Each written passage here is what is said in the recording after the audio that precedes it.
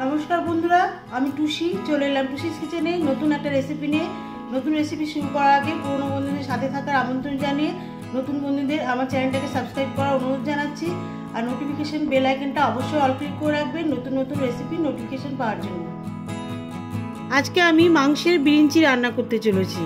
এই রেসিপিটির নাম আপনারা হয়তো কেউ শোনেননি। এটি পুরনো দিনের অত্যন্ত সুস্বাদু একটি রেসিপি। এই রান্নাটি এতটাই সুস্বাদু হয় যার কারণে এর নাম মাংসের বিরিঞ্চি। রেসিপিটি আমি খাসির মাংস দিয়ে করব। খাসির মাংস দিয়ে করলেই সবথেকে বেশি ভালো হয়, খুব স্বাদের হয়। বিভিন্ন ধরনের রুটি, পরোটা, গরম ভাতের সাথে খেতে কিন্তু অসাধারণ লাগে। এবারে রান্না করব, আপনারা সঙ্গে থাকুন, দেখতে থাকুন আমার সঙ্গে আমি কি করে রান্না করছি। রেসিপিটি স্কিপ না করে পুরোটা দেখার অনুরোধ রইল। এখানে আমি 500 গ্রাম খাসির মাংস ভালো করে পরিষ্কার করে নিয়েছি। মাংসের টুকরোগুলো কিন্তু বড় চর্বিযুক্ত হাড় ছাড়া আর কিছু চাপের মাংস নিয়েছি। যদি খাসির মাংস দিয়ে আপনারা না করেন তাহলে মুরগির মাংস ব্যবহার করতে পারেন।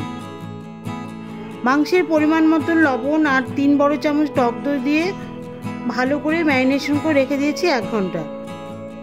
মাংসে টক দই দিয়েছি এই কারণেই, দইয়ের একটা নিজস্ব স্বাদ আছে, সেটা মাংসে চলে আসবে। আর যেহেতু এটা খাসির মাংস তাই এটা নরম হতেও সাহায্য করবে।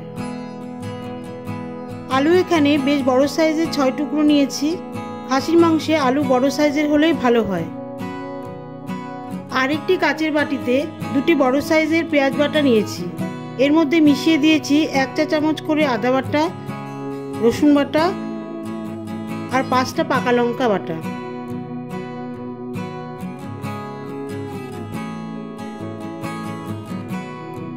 গ্যাসে একটি হাঁড়ি বা পাতিলা বসিয়ে দিয়েছি। দিয়ে দিচ্ছি 70 গ্রাম মতন সরষের তেল আর এর সঙ্গে মিশিয়ে দিচ্ছি 1 চামচ ঘি। তেল গরম হয়ে গেলে প্রথমে ভেজে নিচ্ছি আলু।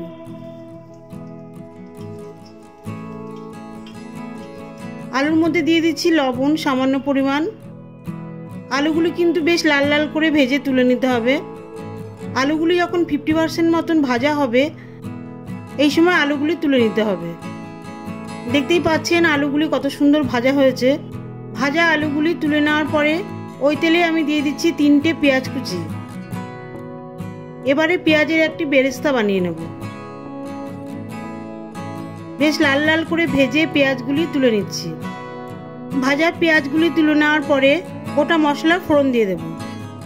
ফোড়নের জন্য দিয়ে দিচ্ছি 5-6টা লবঙ্গ, 6টা ছোট এলাচ, 2টো দারচিনি স্টিক মাঝারি সাইজের আর দিয়ে দিচ্ছি 3টে তেজপাতা।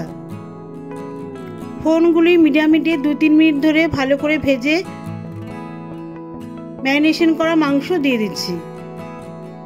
এই রেসিপিটা করতে গেলে কিন্তু মাংস ভেজে তুলে নিতে হবে, এতে করে কিন্তু মাংসের স্বাদ কিন্তু অনেক বেশি বেড়ে যাবে। ম্যারিনেশন করা মাংস তেলের মধ্যে 3-4 মিনিট ধরে নাড়িয়ে চাড়িয়ে 15 মিনিটের জন্য ঢাকনা দিয়ে দিচ্ছি। 15 মিনিট পর ঢাকনা তুলে নিচ্ছি। দেখুন মাংসের ভেতর থেকে কিন্তু জল বেরিয়েছে। যেহেতু মাংসে লবণ দই মিশিয়েছিলাম আর মাংসের নিজস্ব জল আছে সেই কারণে কিন্তু জল বেরিয়েছে। এবারে জল শুকানোর জন্য 5 মিনিট ঢাকা দিয়ে রাখবো। ঢাকনা 5 মিনিট পর তুলে নেওয়ার পরে মাংসের জল কিন্তু পুরোপুরি শুকিয়ে আসবে আর মাংসগুলো কিন্তু সামান্য ভাজা ভাজা হয়ে আসবে। ভাজা মাংসগুলি সব তুলে নিচ্ছি। ভাজা মাংস তুলে নেওয়ার পরে দিয়ে দিচ্ছি পেঁয়াজের মশলা মাখানো মিশ্রণ। মশলা তেলের মধ্যে দিয়ে দেওয়ার পরে 3 মিনিট ধরে কষাতে হবে। এতে করে মশলার মধ্যে যে জল আছে সেই জল খানিকটা শুকিয়ে আসবে। এবারে মশলার মধ্যে ভাজা মাংসগুলি দিয়ে দিচ্ছি। ভাজা মাংসগুলি মশলার মধ্যে ভালো করে মিশিয়ে দিতে হবে। এই সমস্ত মশলা মাংসের মধ্যে ভালো করে মিশিয়ে দিয়ে প্রায় 5 মিনিট ধরে তেলের মধ্যে কষাতে হবে। বন্ধুরা আমাকে ক্ষমা করবেন, আমি যে মশলাগুলি দিয়েছি লঙ্কা গুঁড়ো, জিরে গুঁড়ো, ধনে গুঁড়ো, সেই অংশটার ভিডিও ক্লিপ করা হয়নি, তাই এখানে আমি দেখাতে পারলাম না। আপনাদের কথা দিচ্ছি যে এর পরের ভিডিও থেকে এরকম ভুল আর হবে না। এবারে ম্যারিনেশন করা মাংসের বাটিতে সামান্য পরিমাণ জল মিশিয়ে মাংসের মধ্যে দিয়ে দিচ্ছি। দিয়ে দিচ্ছি 1/2 চা চামচ লবণ। লবণ মিশিয়ে দিচ্ছি ঝোলের মধ্যে ভালো করে। ঝোলের মধ্যে মাংস ভালো মতন মিশিয়ে দেওয়ার পর আবারও ঢাকনা দিয়ে দিচ্ছি, এতে করে ঝোল তাড়াতাড়ি ফুটবে। 5 মিনিট পর ঢাকনা তুলে নিচ্ছি। ঝোল কিন্তু এবার ভালো মতনই ফুটে এসেছে। এবারে মাংসের মধ্যে মিশিয়ে দিচ্ছি ভাজা আলু।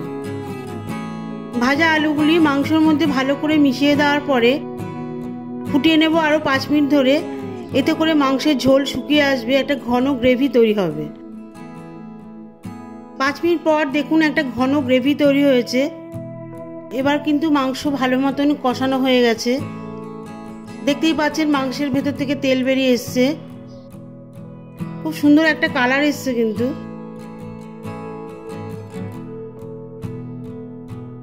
দিয়ে দিচ্ছি 1 চা চামচ গরম মশলা বাটা, আর দিয়ে দিচ্ছি 1 চামচ ঘি।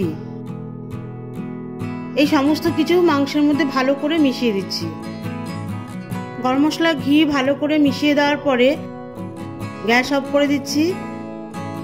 এই রান্নাটিতে কিন্তু মাংস স্টিমে দিতে হয়, এতে করে মাংসের মধ্যে যে সমস্ত মশলা দিলাম, ঘি দিলাম, গরম মশলা দিলাম, এর একটা সুন্দর গন্ধ কিন্তু মাংসের ভেতরে থেকে যাবে, আর মাংস কিন্তু খুব সফট বয়েল হবে। এবারে আমি মাংসটাকে স্টিমে বসাবো। একটা বড় পাত্রে কিছুটা পরিমাণ জল মিশিয়ে মাংসের হাঁড়িটা বসিয়ে দিচ্ছি স্টিমের জন্য। এই রান্নাটি কিন্তু অনেকটা বিরিয়ানির মতন হয়, একটু ভাপাতে হয়। 10 মিনিট ধরে ভাপানো হয়ে যাওয়ার পর গ্যাস অফ করে দিচ্ছি। মাংসের বিরিঞ্চি কিন্তু আমার পুরোপুরিভাবে রেডি সার্ভ করার জন্য।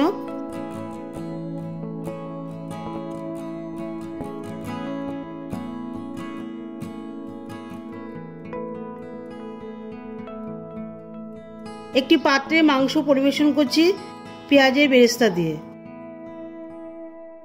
বন্ধুরা, আমার এই রেসিপিটি যদি আপনাদের কাছে ভালো লেগে থাকে তাহলে আপনারা লাইক, কমেন্ট ও সাবস্ক্রাইব করে আমার চ্যানেলটির পাশে থাকবেন। দেখা হবে পরবর্তী ভিডিওতে নতুন কোনো রেসিপি নিয়ে। ভালো থাকবেন, সুস্থ থাকবেন।